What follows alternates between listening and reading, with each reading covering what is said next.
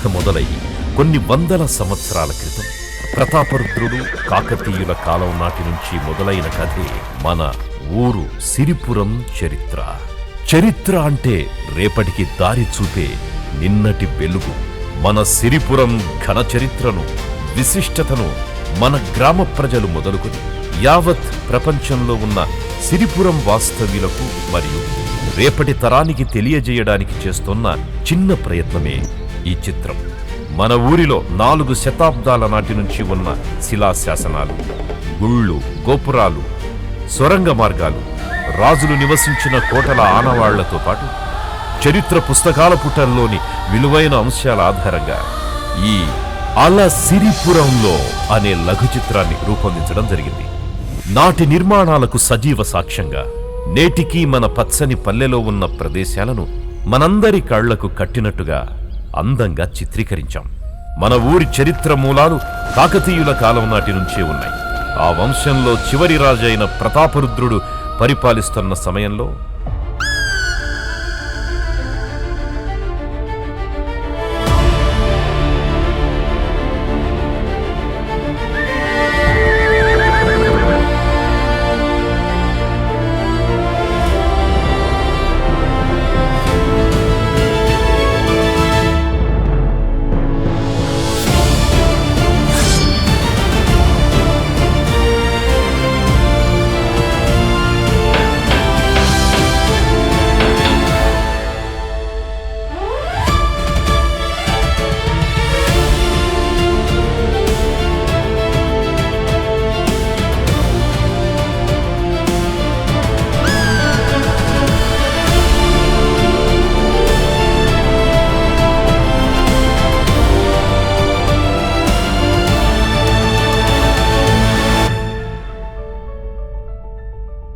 ఒకానొక రోజున శివపురం అనే ప్రాంతంలో లక్ష్మీదేవి అనే మహిళ భర్త అనుమానాస్పదంగా చనిపోతాడు.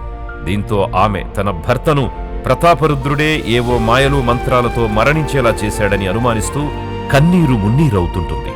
అప్పుడు స్వయంగా ఆ ప్రతాపరుద్రుడే అక్కడికి వచ్చి ఇలా అంటాడు: అమ్మా, నీ భర్త మృతికి నేను కారణం కాదు. అయినప్పటికీ నాకు తెలిసిన యోగశక్తితో నీ పెనిమిటికి ప్రాణం పోస్తాను అని చెప్పి ఆ మాట ప్రకారమే బతికిస్తాడు.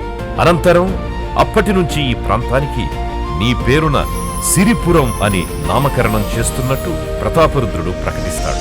అలా మన గ్రామం సిరిపురం అయ్యింది. ఈ చరిత్రను చెప్పడమే ఈ అల సిరిపురంలో అనే చిత్రం యొక్క సదుద్దేశం. మన ఊరిలో పుట్టి పెరిగిన వాళ్ళు ఇప్పుడు ప్రపంచంలో ఎక్కడ ఉన్నా, ఏం చేస్తున్నా ఇక్కడి మధుర జ్ఞాపకాలను, చిన్ననాటి గుర్తులను మరోసారి మనస్సులో మెదిలేలా చెయ్యాలనేదే బిఎస్జే క్రియేషన్స్ ఆశ.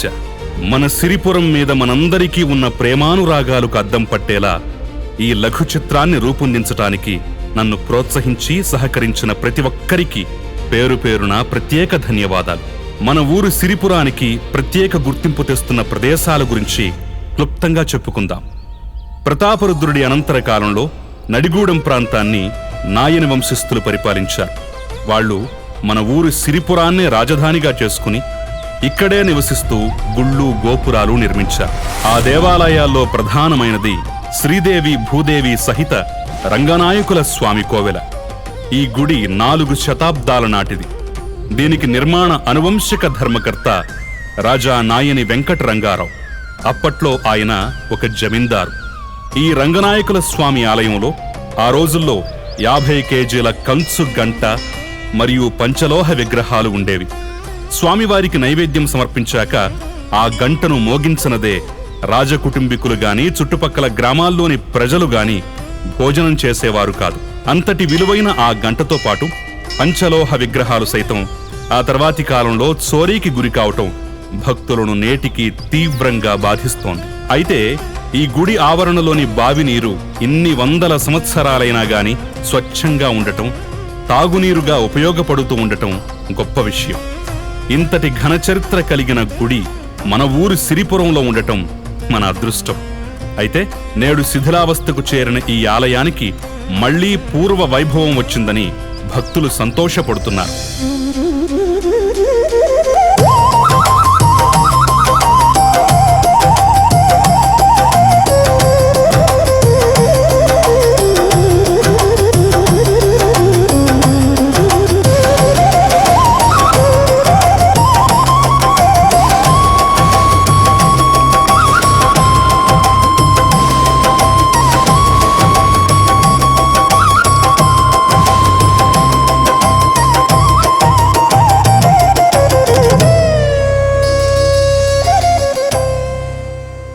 మన ఊరు సిరిపురంలో రంగనాయకుల స్వామి ఆలయంతో పాటు శ్రీ కోదండరామస్వామి వారి గుడి కూడా ఉన్న విషయం మనందరికీ తెలిసిందే.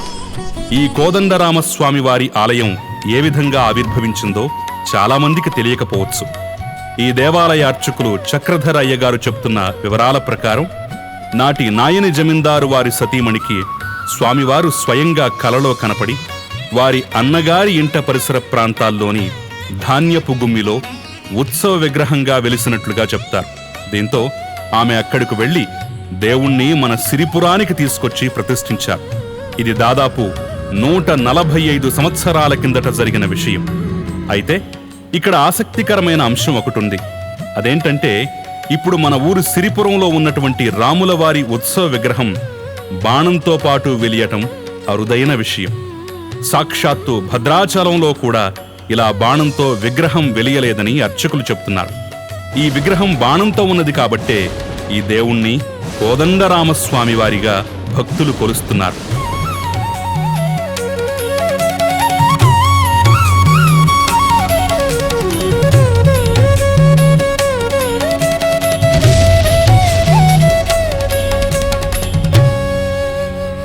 శ్రీ రంగనాయకుల స్వామివారు మరియు శ్రీ కోదండరామస్వామి వారి ఆలయాలతో పాటు మన ఊరి సిరిపురంలో మరో 2 గుళ్ళు కూడా ఉన్న విషయం తెలిసిందే. అవి నాగార్జున సాగర్ ఎడమ కాలువ ఒడ్డు మీద ఉన్నాయి. ఇందులో శ్రీ దాసాంజనేయ స్వామి వారి గుడిని 2002వ సంవత్సరంలో నిర్మించారు. ఈ ఆలయంలో పునఃప్రతిష్ఠించిన విగ్రహం 18వ శతాబ్దం నాటిది. అది మొదట మన ఊరిలోని దేవతల బాయి పక్కన ఉన్న పొలాల్లో వెలిసింది.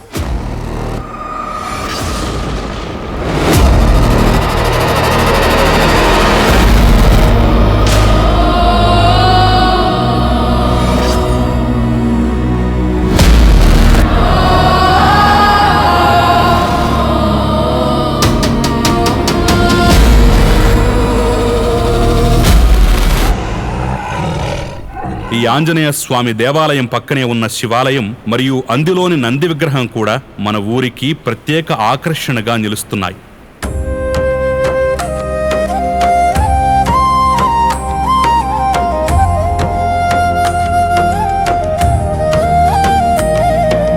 హర హర మహాదేవా శంభో శంకరరా నీలకంఠాదయ సింధో నమ శివాయ ఓం నమ శివాయ.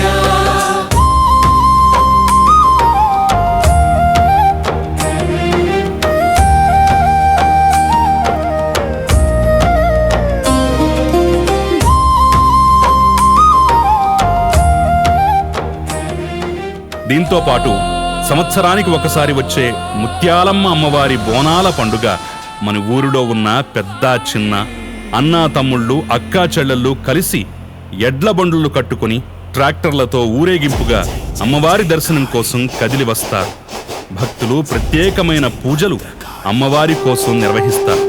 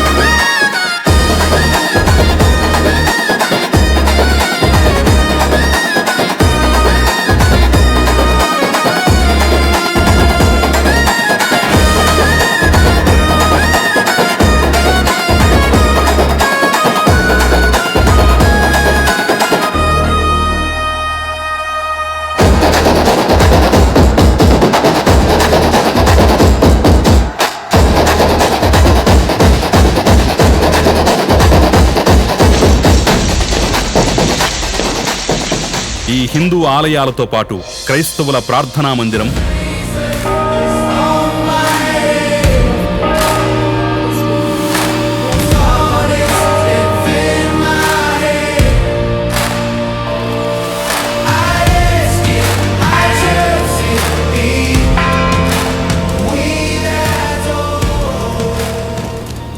మరియు ముస్లిం సోదరుల పవిత్ర ప్రదేశం మసీదు కూడా మన ఊరు సిరిపురంలో చెప్పుకోదగ్గ నిర్మాణాలు. రంజాన్ మాసంలో ముస్లింలు ఇక్కడ ప్రత్యేక ప్రార్థనలు కూడా చేస్తారు.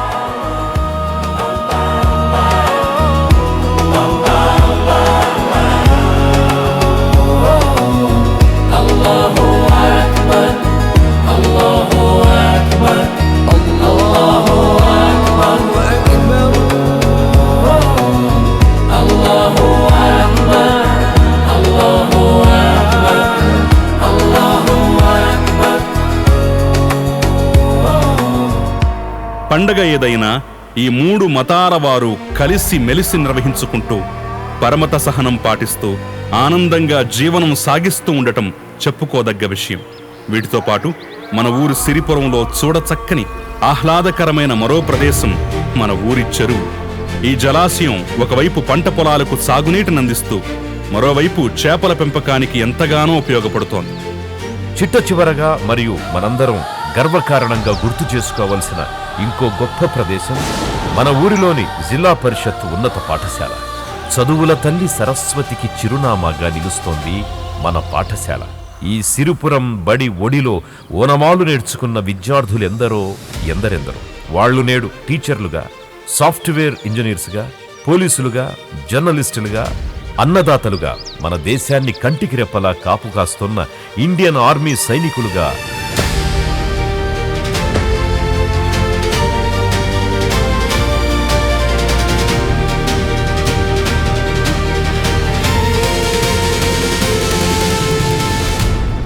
ఇలా వివిధ రంగాల్లో అత్యున్నత స్థానాల్లో రాణిస్తుండడం విశేషం.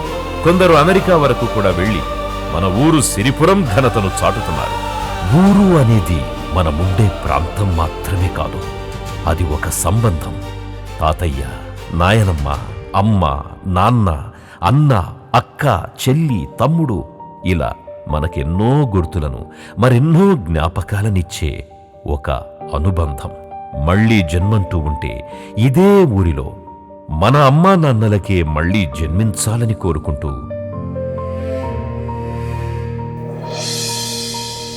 తిరిగి మీకోసం ఎల్లప్పుడూ ఎదురు చూస్తుంది మన ఊరు సిరిపురం.